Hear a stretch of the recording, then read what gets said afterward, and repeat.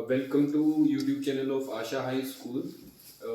कल हमने जैसे पिछली वीडियो में हमने किया था ट्रिग्नोमेट्रिक रेशियोज, और अभी हम आगे ट्रिग्नोमेट्रिक वैल्यूज की बात करेंगे, कुछ स्पेसिफिक एंगल्स की।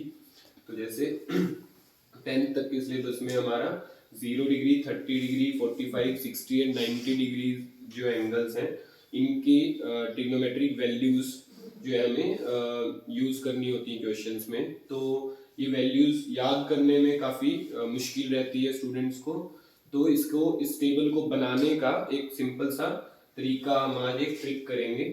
और क्या ट्रिक है वो, 3 स्टेप्स जो है शुरू में तुम्हें याद रखने हैं। क्या है, पहले तो 0 से लेके काउंटिंग कर लीजिए। 0 1 2 3 4, 0 1 2 3 4 काउंटिंग होगी।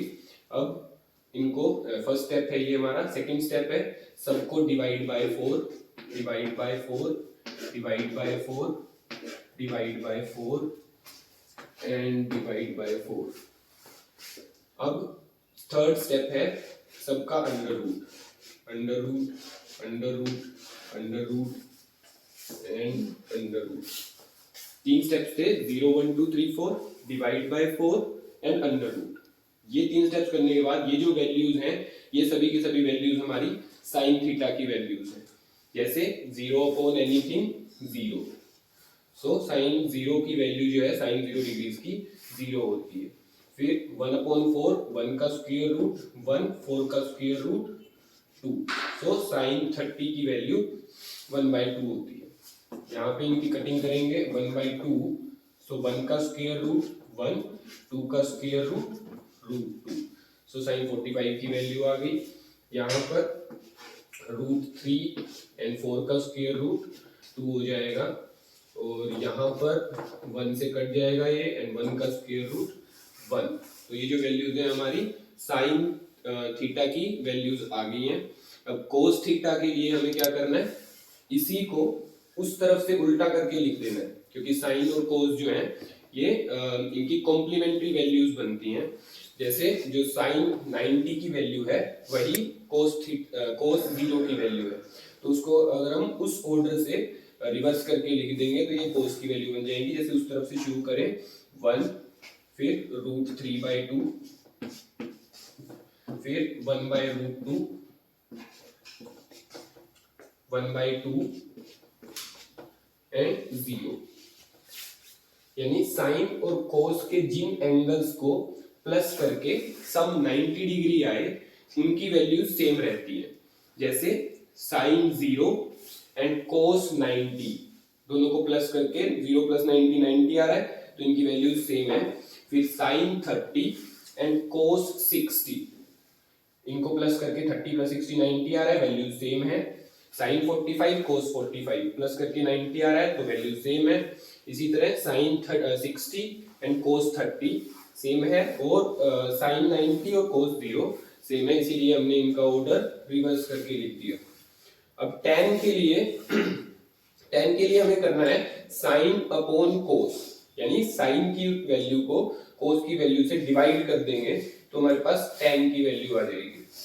जैसे 0 अपॉन 1, तो 0 अपॉन एनीथिंग 0, देन 1/2 अपॉन √3/2।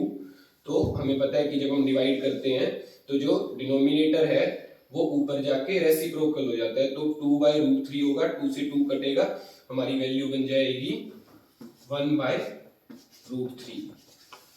फिर नेक्स्ट इनको जब डिवाइड करेंगे हम तो पूरा का पूरा ही कट जाएगा, वैल्यू आ जाएगी 1। फिर इनको करेंगे तो √3 और 1/0। हमने एक नंबर सिस्टम वाले वीडियो में किया था कि जब भी डिनोमिनेटर में 0 होता है तो हमारी जो वैल्यू होती है वो क्या होती है, नॉट डिफाइंड। सो ये जो वैल्यू है ये नॉट डिफाइंड है।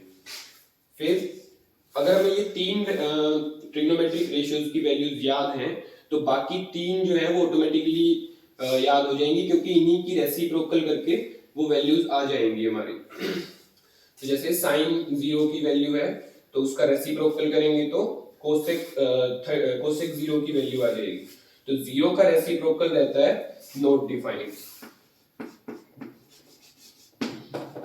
1/2 का रेसिप्रोकल 2, 1/√2 का √2 एंड √3/2 का 2/√3, 1 का रेसिप्रोकल 1 ही रहेगा। फिर सेकेंड थीटा जो है वो कोस थीटा का उल्टा हो जाएगा, 1 का रेसिप्रोकल 1, √3/2 का 2/√3, 1/√2 √2 एंड 1/2 2, 0 का रेसिप्रोकल नॉट डिफाइंड। फिर इसी तरह tan का रेसिप्रोकल करेंगे तो हमारा कोट बन जाएगा, 0 का रेसिप्रोकल नॉट डिफाइंड, 1/√3 का रेसिप्रोकल √3 एंड 1 का रेसिप्रोकल 1, √3 का रेसिप्रोकल 1/√3 एंड नॉट डिफाइंड का रेसिप्रोकल 0। तो ये ट्रिग्नोमेट्रिक रेशियोज की वैल्यूज जो हैं हमारी एनसीईआरटी में पेज नंबर 185 पे जो टेबल दिया हुआ है वही ये वैल्यूज हैं, और ये वैल्यूज हमें याद करने की जरूरत नहीं है, बस इस टेबल को बनाने की एक ट्रिक हमें याद रखनी है। तो इसकी शुरुआत हमें इन 3 स्टेप से करनी है। पहला तो 0 1 2 3 4, फिर डिवाइड बाय 4, फिर अंडर रूट। तो ये वैल्यूज आ गई साइन थीटा की। फिर साइन थीटा को उस तरफ से अगर हम रिवर्स ऑर्डर में लिख देंगे तो वो कोस थीटा की वैल्यूज हो जाएंगी। फिर sine divided by cos, sine को कोस से डिवाइड करेंगे तो tan की वैल्यू आ जाएगी, और इन्हीं 3 ट्रिग्नोमेट्रिक रेशियोज का रेसिप्रोकल जो है ये बाकी की 3 ट्रिग्नोमेट्रिक रेशियोज की वैल्यू आ जाएगी। तो ये टेबल जो है ये हमारा पेज नंबर 185 पे एनसीईआरटी में आपको मिलेगा, और इसे आप एग्जाम में जो है बना सकते हो। ठीक है, तो अब उन ट्रिग्नोमेट्रिक रेशियोज की जो वैल्यूज का जो टेबल बनाना हमने सीखा है उसको कैसे हम क्वेश्चंस में यूज करेंगे वो देखते हैं।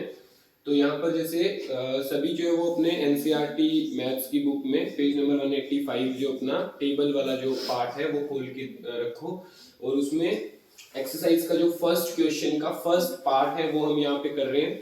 तो हमें ये गिवन है क्वेश्चन में sin 60 cos 30 plus sin 30 cos 60। तो जैसा कि हमें पता है कि जब भी कोई वैल्यूज के बीच में कोई साइन नहीं होता तो इट मींस कि उनके बीच में मल्टीप्लाई का साइन है। तो यहाँ पर जैसे sin 60, तो टेबल में आप देखेंगे sin 60 की वैल्यू है √3/2, फिर cos 30, तो cos 30 की वैल्यू है √3/2, फिर प्लस sin 30 1/2, cos 60 1/2। जहाँ पे बीच में प्लस का साइन था एज इट इज प्लस का साइन ले लिया, जहाँ पे कोई साइन नहीं था मतलब वो मल्टीप्लाई हो रहे हैं। तो अब इनको जब हमने सोल्व किया तो √3 मल्टीप्लाई बाय √3, तो 3 आ गया, 2 2 जा 4 प्लस 1 1 जा 1, 2 2 जा 4। अब इनको जब हम एलसीएम लेके प्लस करेंगे तो डिनोमिनेटर सेम है तो न्यूमरेटर जैसे के तैसे प्लस हो जाएंगे, 3 + 1 4, और नीचे एलसीएम इनका 4 आ गया, 4 से 4 कटा तो हमारा आंसर जो है वो आ गया 1। ठीक है, तो अभी इसी एक्सरसाइज 8.2 में क्वेश्चन नंबर 3 है। इस एक्सरसाइज का मोस्ट इंपोर्टेंट क्वेश्चन है, ये एग्जाम में काफी बार रिपीट हो चुका है। सो कैसे इस क्वेश्चन को करेंगे, क्वेश्चन में हमें गिवन है tan a + b = √3 and tan a - b = 1/√3।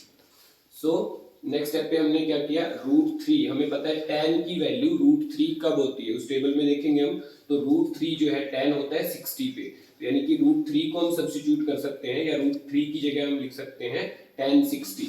इसी तरह 1/√3 tan की वैल्यू कब होती है 30 डिग्रीज पे, तो 1/√3 की जगह पे हमने लिख लिया tan 30, left hand side as it is, जैसी थी वैसी की वैसी।